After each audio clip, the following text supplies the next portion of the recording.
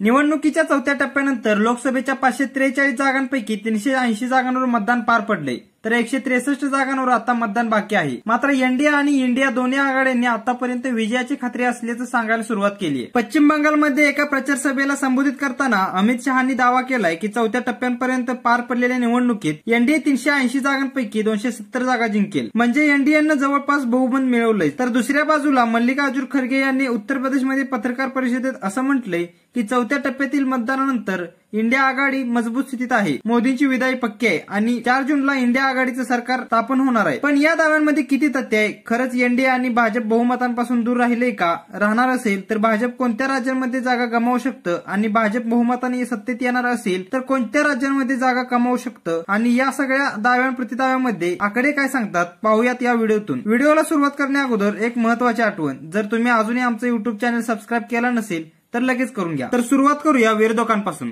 विरोधकांनी काय दावा केलाय तर राहुल गांधी आपल्या सभांमध्ये सांगतायत की भाजप 150 पार सुद्धा करणार नाही. आम आदमी पक्षाचे राष्ट्रीय निमंत्रक अरविंद केजरीवाल यांनी भाजप आणि एनडीए आघाडी 220 पेक्षा कमी जागा जिंकेल असा दावा केलाय. भाजप दिल्ली, हरियाणा, पंजाब, कर्नाटक, महाराष्ट्र आणि राजस्थान या राज्यांमध्ये जागा गमावणार आहे असा अंदाज केजरीवाल यांनी वर्तवलाय. समाजवादी पक्षाचे अध्यक्ष अखिलेश यादव यांनी तर यूपीमध्ये 80 पैकी 79 जागा जिंकण्याचा दावा केलाय. मतदानाच्या एकूण टक्केवारीत झालेली घट, शेअर मार्केटमध्ये सुरू असलेली उलथापालथ, सोशल मीडियावर वाहत असलेलं सत्ताविरोधी वारं यावरून देशभरात भाजप विरोधी वातावरण असल्याचा दावा विरोधकांकडून केला जातोय. तर दुसऱ्या बाजूला भाजपचे रणनीतिकार अमित शहा यांनी आतापर्यंत पार पडलेल्या 380 जागांपैकी 270 जागांवर एनडीए विजयी होईल असा दावा केलाय. यासोबतच त्यांनी एनडीए 400 पार सुद्धा करेल असा विश्वास देखील व्यक्त केलाय. पण भाजप जागा गमावणार किंवा कमावणार हा जो दावा केला जातोय त्यामागे किती तथ्य आहे?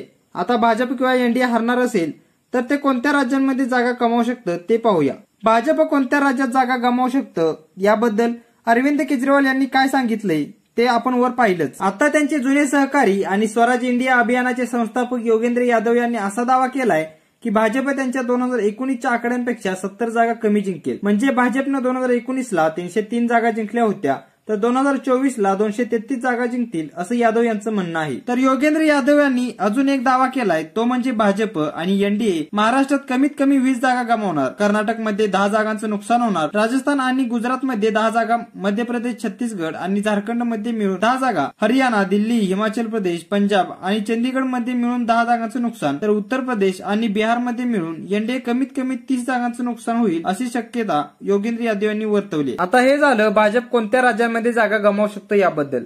आता पाहूयात भाजपला कोणत्या राज्यांमध्ये जागा वाढण्याची संधी आहे.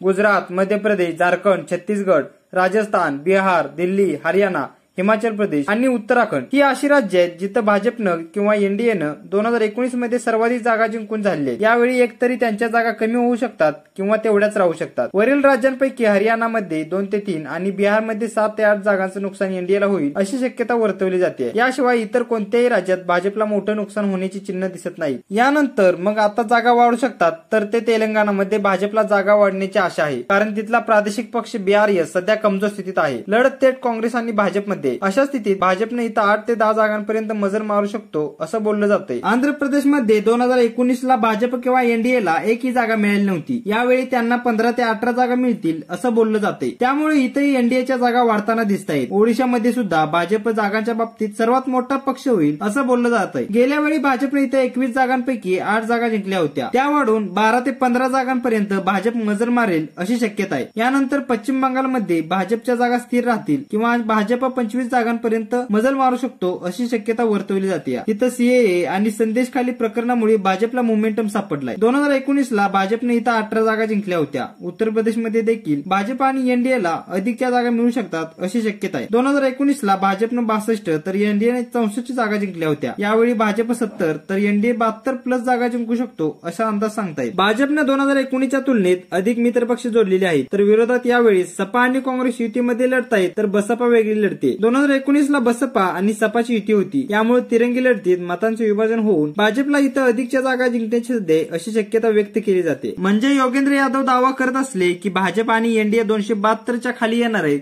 पण या आकडेवारीमध्ये तर असं काही दिसत नाही. तुम्हाला काय वाटतं, 4 जूनला इंडिया आघाडीचं सरकार बसेल की एनडीए आघाडीचं?